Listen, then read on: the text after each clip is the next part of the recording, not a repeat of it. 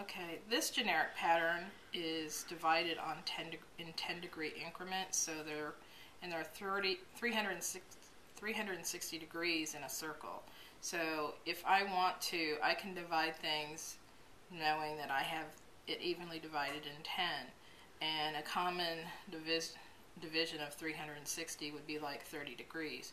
And it's kind of like what a clock is. So if I start here and this is my 0, I can do 10, 20, 30, 10, 20, 30, 10, 20, 30.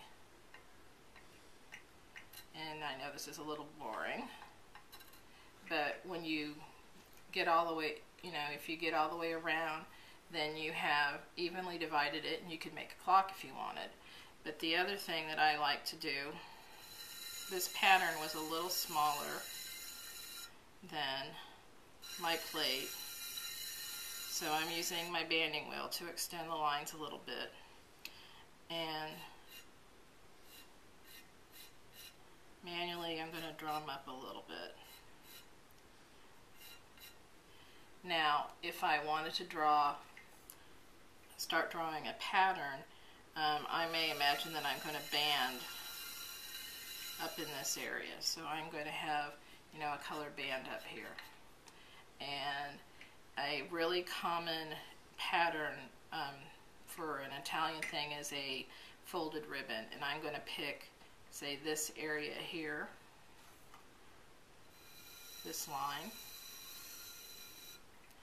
and I'm going to have my ribbon start here and come down to here, and then come up to here, and then come down to here. So I have the 30-degree increments are helping me know that I want to have my pattern zigzag to the 30 degrees.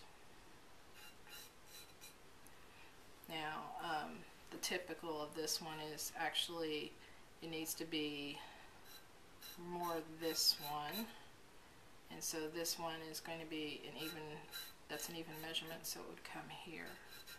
So I don't really need this a little bit.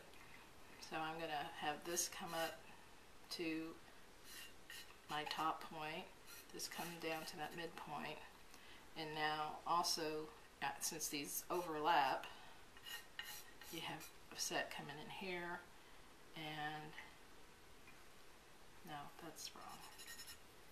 It comes to here, and this comes to here, and then this comes down to here, and this comes to here, and so this is going to come over to this, and this is going to come over to this.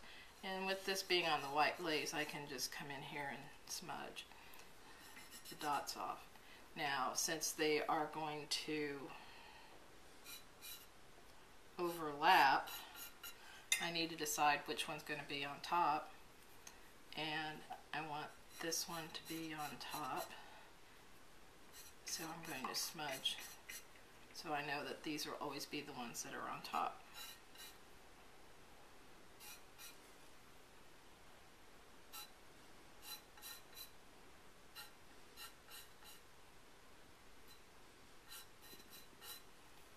So now I have a folded ribbon pattern going.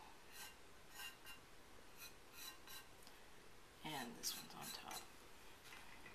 So if I come in now, I can just paint these lines first with an outline color, and then after that I can decide how I want to fill them in.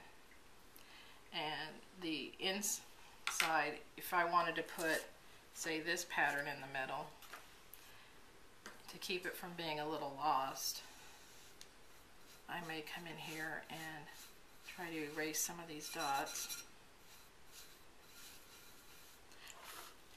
and they'll blow off a little bit. And then I can come in with a specific pattern, put it in the same place. And this one I have little lines on here so that I can, I use it sometimes inside bowls and I want to have an even pattern on the outside rim.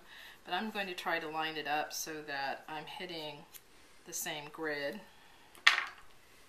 And I'm going to come in here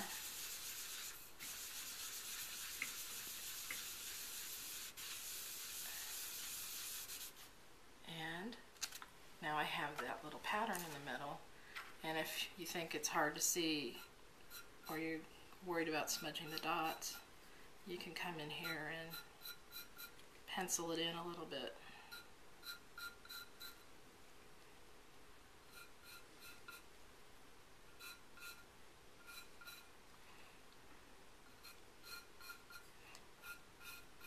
So, and that is pouncing.